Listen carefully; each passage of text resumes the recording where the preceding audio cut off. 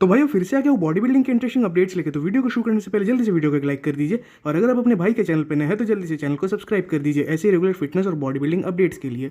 अब भाई आज के वीडियो में सबसे पहले बात करते हैं हमारे रेनिंग आर्नोल्ड क्लासिक ओहायो के चैंपियन सैमसन दौदा के ऊपर। तो कल दोपहर के आसपास सैमसन की तरफ से उनका ये वाला फिजिक अपडेट आया हुआ था।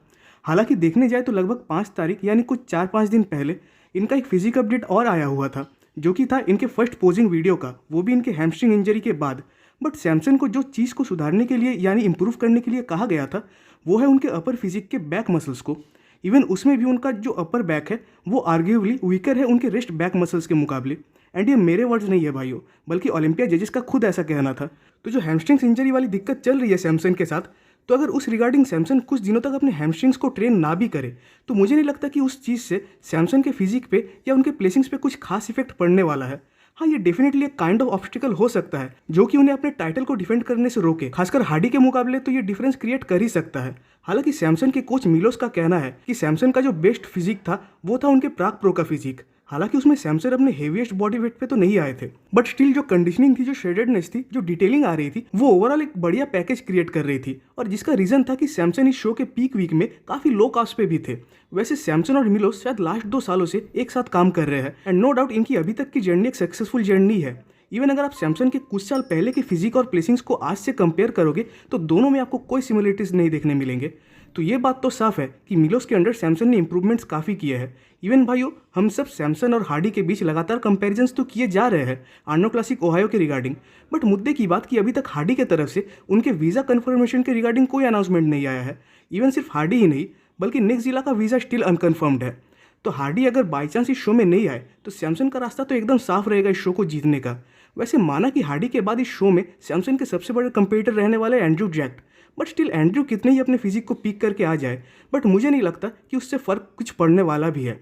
एंड सैमसन और एंड्रयू के बीच जो सबसे बड़ा मेजर डिफरेंस रहेगा वो है साइज़ का।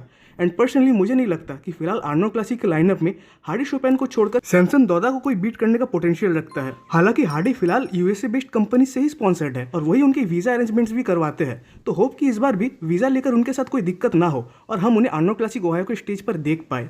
अब भाई बात करते हैं जेम्स हॉलिंगसेट के ऊपर। तो इनका भी 8 वीक्स आउट का फिजिक अपडेट आया हुआ है, एंड डेफिनेटली जेम्स इस अपडेट में काफ़ी ज़्यादा बड़े दिख रहे हैं। हालांकि ये जेम्स के करियर का पहला आर्नोल्ड क्लासिक होने वाला है, बट जेम्स इन अपडेट्स में बस शेडेड ही नहीं दिख रहे, बट साथ ही साथ उनके मसल्स में थिकनेस और डेंसिटी भी अलग ही लेवल पे दिख रही है।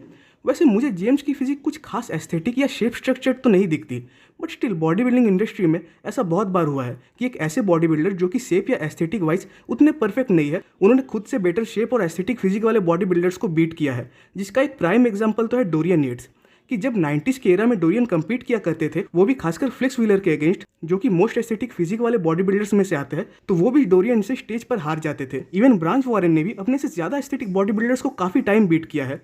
तो आई थिंक कहीं ना कहीं जेम्स के दिमाग में भी अभी ऐसा ही कुछ मोटिवेशन चल रहा होगा। हालांकि जेम्स ज़्यादातर टाइम हैवी वेट्स ही लिफ्ट करते हैं, बट आई थिंक इस टाइम जेम्स डेफिनेटली अपने ऑल टाइम बेस्ट फिजिक के साथ आएंगे। अब भाई अगले अपडेट की ओर बढ़ने से पहले आप सबसे मेरा एक रिक्वेस्ट है कि अगर आप सबको मेरा ये रेगुलर कंटेंट अच्छा लगता है तो जिससे कि आपके भाई को सपोर्ट मिल सके, तो प्लीज़ इस चैनल को एक सब्सक्राइब कर दीजिएगा। अब भाई अगली अपडेट है टेरेंस रेफेन की तरफ से। वैसे टेरेंस अगर इस आर्नोल्ड क्लासिक में कम्पीट करते तो इसको हम उनका 8 वीक्स आउट का फिजिक अपडेट तो कह ही सकते थे।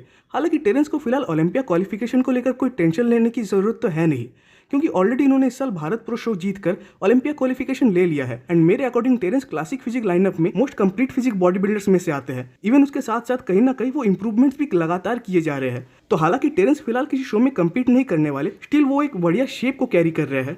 वैसे 2016 से जब से क्लासिक फिजिक डिवीजन अनाउंस्ड हुई थी, तब से टेरेंस उस डिवीजन में ओलंपिया में कम्पीट करते आए हैं। एंड इन 7 सालों में वो बस एक बार यानी 2019 के ओलंपिया को ही स्किप किए हैं। तो शायद इस बार टेरेंस एक लंबे ऑफ सीजन में तो रहेंगे ही, जिसमें कि वो ज़्यादा से ज़्यादा इंप्रूवमेंट्स कर पाए।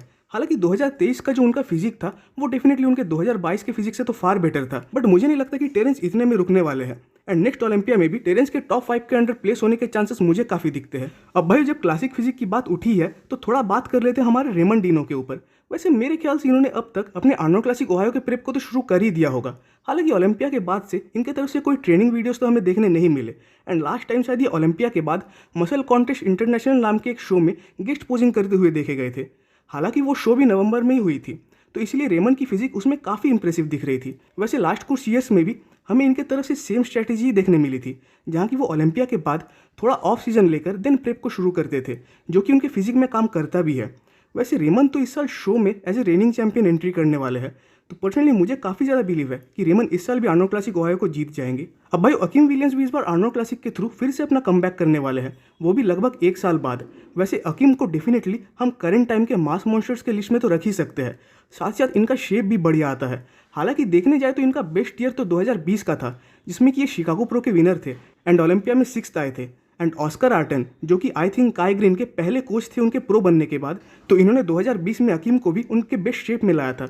बट उसके बाद से अकीम उस फिजिक के साथ तो कभी नहीं दिख पाए। इवन 2023 के आर्नोल्ड क्लासिक में भी अकीम फ्रंट और साइड के मामले में तो बढ़िया दिख रहे थे, बट बैक उनकी मेस्टअप थी। वैसे कुछ टाइम पहले शायद इनके साथ नेक की कोई सर्जरी हुई थी। बाकी तो आर्नोल्ड क्लासिक के स्टेज पर पता चलेगा कि ये कैसे फिजिक के साथ आते हैं। अब भाई पता नहीं कि कभी ब्रायन जोन्स ओपन डिवीजन में कम्पीट करेंगे भी या नहीं। वैसे 2021 का क्लासिक फिजिक ओलंपिया शायद वो स्टेज था जब हमने इनको लास्ट कम्पीट करते हुए देखा था। इवन उसके कुछ टाइम पहले से ही इनके मन में विश चल रही थी कि ये ओपन डिवीजन में कम्पीट करेंगे। वैसे उस टाइम ब्रायन चर्चे में भी रहते थे। इवन 2020 में भी जब इन्होंने अपना पहला ओलंपिया डेब्यू किया था तो उसमें वो टॉप 5 में आ गए थे। तो मेरे अकॉर्डिंग अभी तक इनके ओपन डिवीजन में कम्पीट ना करने का रीज़न ये है कि शायद इनकी फिजिक अभी तक उस लेवल की मासिव नहीं बन पाई है। खासकर इनके लेग्स ओपन डिवीजन के मामले में काफ़ी स्मॉल है। बाकी देखते हैं कि ये कब जाके ओपन डिवीजन में कम्पीट करते हैं। अब भाई आज की लास्ट अपडेट में बात करते हैं लियोनेल बेके के ऊपर। वैसे मेरे अकॉर्डिंग ये सही में काफ़ी ज़्यादा जेनेटिकली गिफ्टेड बॉडी बिल्डर है, बट दुख की बात कि वो कभी उस चीज़ को एनहांस करके स्टेज पर नहीं ला पाए। हालांकि ट्रेनिंग तो अभी भी ये करते हैं। इवन इनका अभी भी ये मानना है कि इनके फिजिक में अभी भी काफ़ी पोटेंशियल है, बट मेरे ख्याल से अब इनका टाइम जा चुका है और फिलहाल इनके 43 ईयर्स के एज को देखकर मुझे अब नहीं लगता कि ये कुछ खास कर पाएंगे भी। इवन मुझे तो इनके कमबैक के भी कोई चांसेस नहीं दिखते। वैसे इनके लास्ट 2 कॉम्पिटिशन्स में इनकी कंडीशनिंग एकदम ऑफ थी, बट 2016 के टाइम में जैसे सिमेट्री जैसे कंडीशनिंग को लाया करते थे वो सही में इंप्रेसिव थी। तो दुख की बात कि एक बॉडी बिल्डर के अंदर इतना पोटेंशियल होते हुए भी वो कभी उस चीज़ को शो नहीं कर पाए। तो भाई आज की वीडियो पे खत्म होती है। कमेंट्स में जरूर बताइएगा कि आपको वीडियो कैसा लगा। वीडियो अच्छी लगे तो वीडियो को एक लाइक कर दीजिए और नेक्स्ट वीडियोस के अपडेट सबसे पहले पाने के लिए चैनल को सब्सक्राइब कर दे और बेल आइकन को प्रेस कर दे।